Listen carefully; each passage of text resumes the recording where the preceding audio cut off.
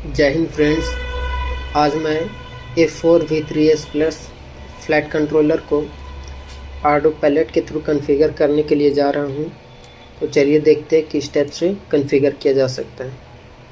इसके लिए सबसे पहले आपको क्रोम ब्राउज़र में आना पड़ेगा और यहां सर्च कीजिए आर्डो पैलेट फर्मवेयर।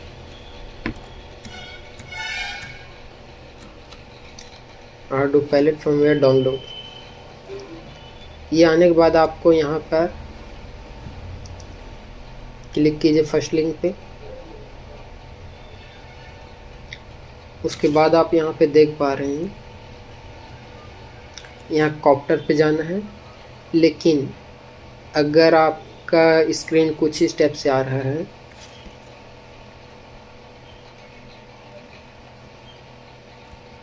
वेट,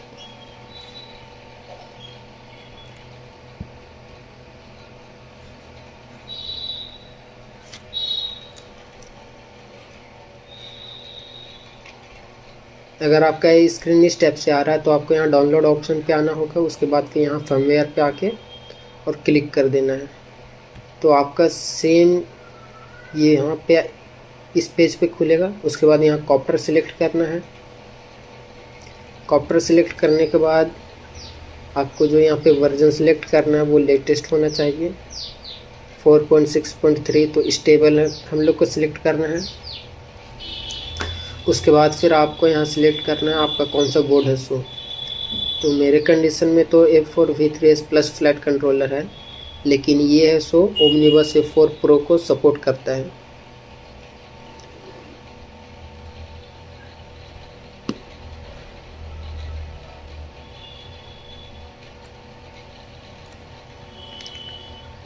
तो यहाँ देख पा रहे हैं ओमनिबस F4 प्रो।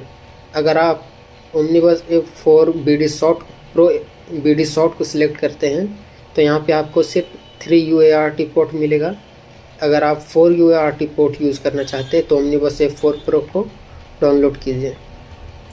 उसके बाद फिर यहाँ पे देख पा रहे हैं आपको APG फाइल यहाँ पे स्टार्टिंग में डाउनलोड नहीं करना है। उसके लिए पहले आपको ये BLX फाइल ही डाउनलोड करना है। उसके बाद यहाँ पे आप क्लिक पर कीजिए तो यहाँ पे आपको ऑप्शन दे रहा है डाउनलोड के लिए। तो आप जहाँ पे भी चाह रहे कि आप इसे डाउनलोड कीजिए वहाँ पे जाकर के आप उस फोल्डर में आप इसे सेव कर लीजिए। इसके बाद आपको क्या करना है कि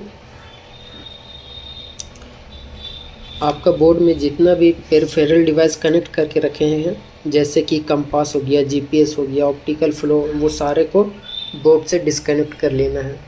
डिस्कनेक्ट करने के बाद आपको करना है यहाँ पे क्या, यहाँ पे मैं जा रहा हूँ आइनक कॉन्फ़िगरेटर को ओपन करने।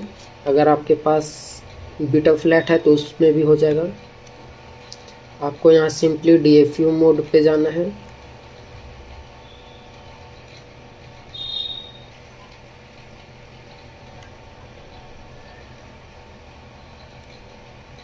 अब क्या करना है आपको, यहाँ पे सिंपली आपका फ्लैट कंट्रोलर के बूट बटन को दबा कर रखना है और USB केबल को जो कि आपका फ्लैट कंट्रोलर से कनेक्ट है उसे PC में कनेक्ट कर देना है। तो आप देख पा रहे हैं यहाँ पे DFU मोड में ये इंटर हो चुका है। अब यहाँ पे सिंपली फर्मवेयर फ्लैशर में आना है। उसके बाद आप ये इंश्योर कर लीजिए कि नो बूट सीक्वेंस यहाँ पे ये इनेबल होना चाहिए, फुल चिप इरेज भी इनेबल होना चाहिए। इसके बाद आप यहाँ पे देख पा रहे हैं लोड फर्मवेयर लोकल, इस पर क्लिक कीजिए।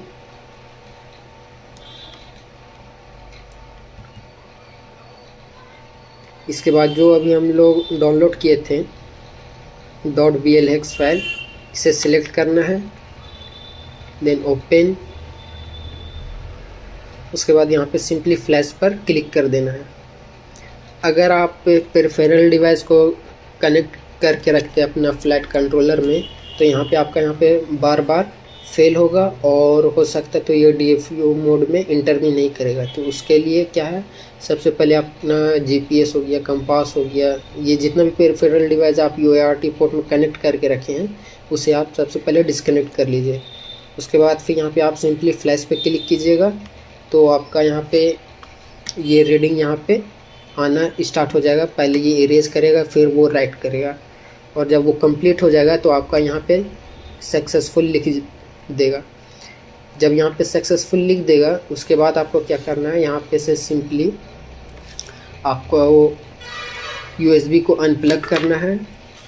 अनप्लग करने के बाद आप अब INF का काम नहीं रहा। अब इसके बाद फिर आना डायरेक्टली मिशन प्लानर में। उसके बाद आपको दोबारा यहाँ कनेक्ट करना है USB केबल को। उसके बाद आप सिंपली यहाँ पे कनेक्ट कर लीजिए।